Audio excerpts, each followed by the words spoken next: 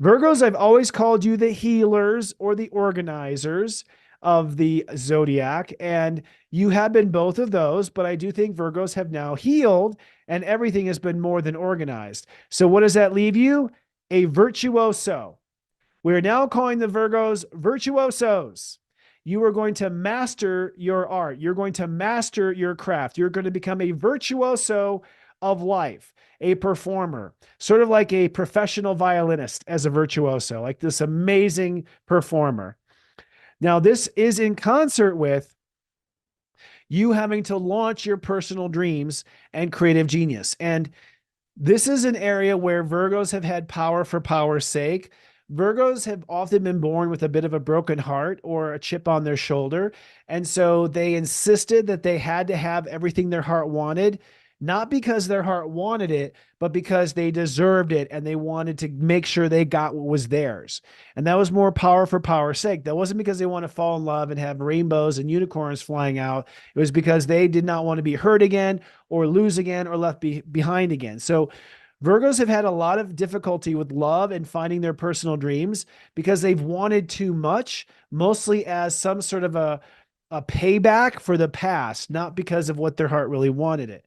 That's been my observation. I'm sure there's a million rainbow cases, but you must now launch your personal dreams, which means God is basically saying, go after what your heart wants and only what your heart wants, but pick one or two, okay, at least at a time. All right. Now that said, we had the balloons come up there with Apple. This must be in concert with your long-term relationship agenda. So it's not. I know Virgos have usually said, "Oh, I want to have total love," and then they had total love, and then they didn't have what their heart wanted. Or I want to go after my career, and then they went without love.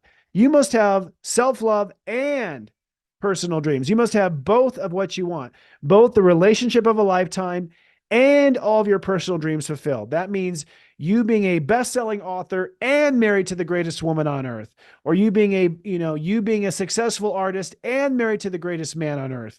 So you must coordinate your personal dreams with partnerships. Now, Mercury trining Jupiter says you must be incredibly self-disciplined about self-love. You must be disciplined about self-love. You cannot waver from self-love 1 microgram, okay? 1 milliliter or millimeter.